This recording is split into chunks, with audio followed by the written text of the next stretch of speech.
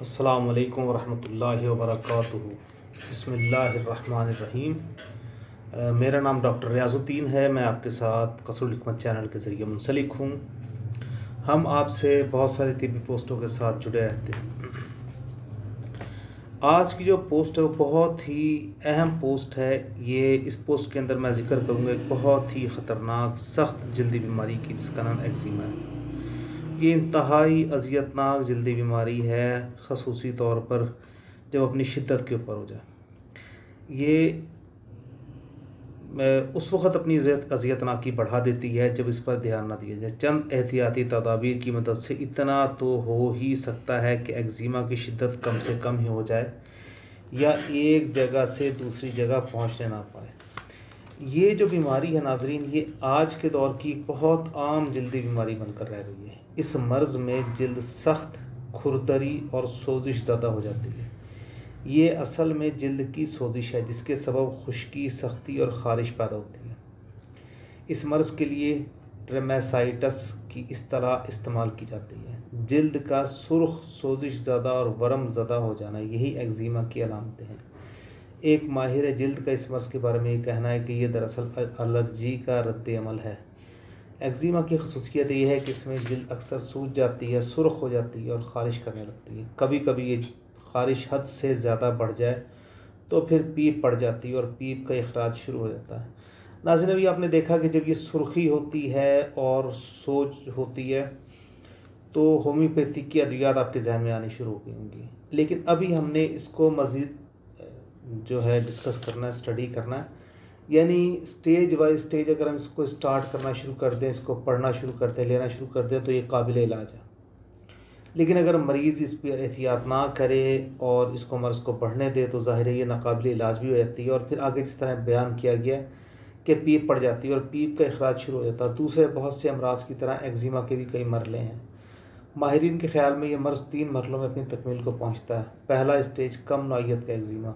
नाज़रीन, ये सुर्ख जल्द वाला एक्जिमा है। ये यकीनी तौर पर इसको हम सब जानते हैं स्कैबीज़ की कैफियत के साथ, एलर्जी की कैफियत के साथ, जिसमें नॉर्मली एकोनाइट या सल्फ़र वगैरह देने के बाद मर्ज़ में काफ़ी फ़र्क पड़ जाता है। दूसरा स्टेज शदीद नौइयत का एक्जिमा है। तीसरा स्टेज कॉरिंग या मुतादिद किस्म का शदीद तरीन एक्जिमा। ये जो तीसरी किस्म का एक्जिमा ये बहुत ही कम होता है। नाज़रीन, अगर हम इसकी वजूहात को देखें तो इसके पैदा होने की बहुत सारी वजूहात हो सकती हैं। इसकी इब्तिदा में जल्द पर नमूदार होने वाले हल्के से धब्बे हुआ करते हैं और ये धब्बे जल्द के किसी भी हिस्से पर नमूदार हो सकते हैं, यानी एक्जिमा कहीं भी वाक़ हो सकता है। एक्जिमा का एक आम सबब हसासियत की वजह से किसी किस्म की एलर्जी है और एक्जिमा की इस किस्म को एटिपिक एक्जिमा कहते हैं।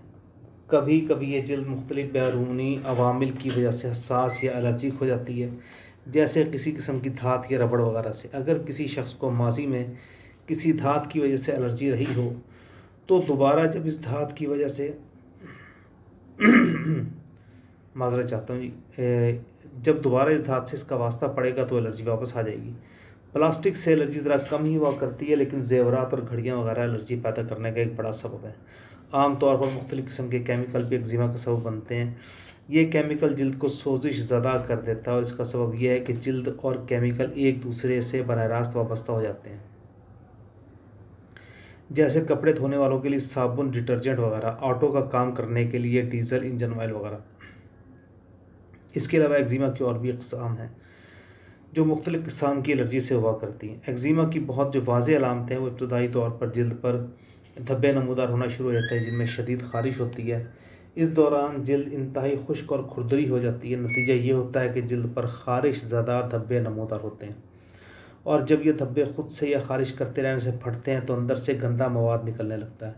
जब ये धब्बे इन्फेक्शन में तब्दील हो जाएँ तो शदीद किस्म की तकलीफ़ भी पैदा होती है। एक्जिमा में मरीज़ बेख्तियार होकर मुतासिर हिस्से को खुजाने लगता है, लेकिन बेहतर ये है कि खुजाने से गुरेज़ किया जाए, क्योंकि इस तरह खुजाने से एक्जिमा की सूरत हाल मज़ीद ख़राब हो जाती है।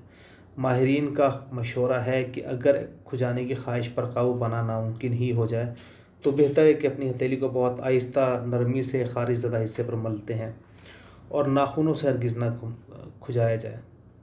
एक्जिमा के दौरान महसूस करता है मरीज़ कि इसकी जल्द पहले से कहीं ज़्यादा हसास हो गई है और बहुत तेज़ी के साथ केमिकल्स के असरात कबूल करने लगी है। अगर हम अपने आप को महदूद कर लें, यानी दूसरे लोगों से ज़्यादा ना मिलें, उसके अलावा केमिकल्स का इंट्रैक्शन अपने साथ ना करें, केमिकल से बनने वाली चीज़ें जैसे साबुन, आफ्टर शेव, खुशबू, डिटर्जेंट वगैरह, या वो चीज़ें जिनसे हमें अंदेशा हो कि हमें इनसे एलर्जी होती है या जिनसे हमें एलर्जी हुई हो पहले भी, तो उनको इस्तेमाल ना किया जाए। कोई साबुन और ज़्यादा गीलापन भी जिल्द को इरिटेट कर देता है, इसलिए हाथों को बार बार न धोएं। ख़ास तौर पर जब हाथों में एक्जिमा हो तो इस वक्त तो और भी एहतियात की ज़रूरत है। हाथों को धोने के बाद ये इत्मीनान कर लें कि आपने हाथों को खूब अच्छी तरह खुश्क कर लिया, ख़ास तौर पर उंगलियों के इर्द गिर्द। नहाने के लिए हमेशा नरम साबुन इस्तेमाल करें। पानी तो या तो ठंडा हो या फिर हल्का गर्म। तेज़ गर्म पानी से ना नहाएं, क्योंकि ऐसा पानी जिस्म की रोगनियात को अपने साथ भाग कर ले जाता है और जल्द खुश्क होने लगती है। अगर आप टब में नहा रहे हो तो टब में कुछ देर तक बैठे या लेटे रहना मुफीद साबित होता है, क्योंकि इस तरह आपकी जल्द की ऊपरी सतह ज़्यादा से ज़्यादा पानी को जज़ब करके इसे खुश्क होने से बचाती है।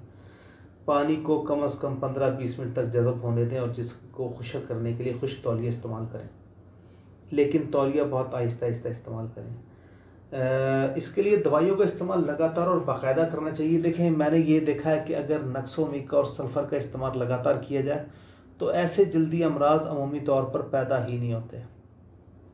नाज़रीन, खुश्की का जहाँ पर मर्ज़ आएगा बार बार वहाँ पर हमें 2-3 दवाइयाँ बहुत ही अच्छी तरह नज़र आ रही होती हैं। एक सोराइनम है, एक ब्रायोनिया अल्बा है, एक नेट्राम्योर है। इनका इस्तेमाल अगर किया जाए तो पानी में इतनी ज़्यादा, जिस्म में इतनी ज़्यादा खुश्की ही पैदा नहीं हो सकती कि हम वो एक्जिमा की तरफ लेकर आएँ। यानी अगर हम बहुत ही ज़्यादा बेहतियात हों, आँखें बंद करके काम चलाने वाले आदमी हों, तो ज़ाहिर है हमारे लिए परेशानी पैदा होगी। लेकिन अगर एक्जिमा हो भी जाए, उससे अगले स्टेजेस में चली जाए, तो बहुत सारी दवाइयाँ हमारे पास हैं। एकिनीशिया है, रेडियम है। देखें, ख़ारिश के लिए होम्योपैथिक के अंदर बात ये कि आपने असूल इलाज को समझना है। जब आप असूल इलाज को समझना शुरू हो जाएंगे तो आपके लिए एक्जिमा का इलाज करना मसला ही कोई नहीं रहेगा। आपने उसके लेवल को समझना है, उसकी कैफियत को समझना है। आपने देखना उसका आगाज़ कहाँ से, उसका इख्तिताम कहाँ है, वो कहाँ से शुरू होता है, वो कहाँ तक जाता है। अब देखें, ऊनी कपड़े को इस्तेमाल करेंगे तो गर्म भी होता है, ज़ाहिर है वो स्किन के साथ इंटरेक्शन भी करेगा, खुरदरा भी होता है, हार्ड भी होता है, बॉडी टेम्परेचर को भी बढ़ाएगा। जब ये सब अवामिल होंगे तो ला महला परेशान होंगे वो लोग। उसकी जगह अगर वो सूती कपड़ा इस्तेमाल करेंगे तो वो पुरसकून रहेंगे। अब अगर हम अपनी स्किन को गीला रखें, उसके लिए मुख्तलिफ़ क्रीमों का इस्तेमाल किया जा सकता है, ग्लिसरीन और वैसलीन का, तो ज़ाहिर है वो भी हमें बचाएगा। इसके अलावा पसीना जो है, इशू असल में ये होता है कि जब पसीना आता तो हवा में मौजूद मिट्टी उसके ऊपर चिपकना शुरू हो जाती है, उस पर एक लेयर बना देती है, उससे दोबारा खारिश शुरू हो जाती है। तो कोशिश करें कि आप बार बार नहाएं, बाहर निकलने से परहेज़ करें, धूप से बचाएं अपने आप को। अब क्योंकि कई दफ़ा इसके अंदर कोई बैक्टीरिया भी इन्वॉल्व हो सकता है, तो खुजाने से ये एक जिस्म के एक हिस्से से दूसरे हिस्से में मुंतकिल होने के इसके चांसेस बहुत ज़्यादा हो जाते हैं। मेरा ख्याल है कि अगर डिप्रेशन से बचा जाए तो जब भी एक्जिमा से बचा जा सकता है, क्योंकि नॉर्मली देखा गया है कि जो लोग डिप्रेशन का शिकार ज़्यादा होते हैं उनको एक्जिमा भी ज़्यादा होता है। कई दफ़ा तो एक्जिमा इतना ज़्यादा हो जाता है कि वो कोई बात सोचते हैं और खुजा खुजा के उनका अशर ख़राब हो जाता है। यानी कि खुजाना उनके सोचने के साथ ऐसे लग जाता है कि हल्की सी सोच आई और ख़ारिश शुरू हो गई, और ये लोग नाज़रीन खुजा खुजा के अपने आप को ज़ख्मी भी कर लेते हैं। इसीलिए इन तमाम मरीज़ों को, ऐसे मरीज़ों को अगर बिल्कुल इब्तदाई इनको ख़ारिश के इब्तदाई दर्जे में ही रोक लिया जाए, और ये जो मैंने आपसे दवाइयाँ अर्ज़ की थी, सल्फ़र, सोराइनम, एकोनाइट, ब्रायोनिया, रेडियम वगैरह, इनको ज़हन में रख कर इनकी तशख़ीस करके इनका इलाज किया जाए तो इंशाअल्लाह अज़्ज़ा वजल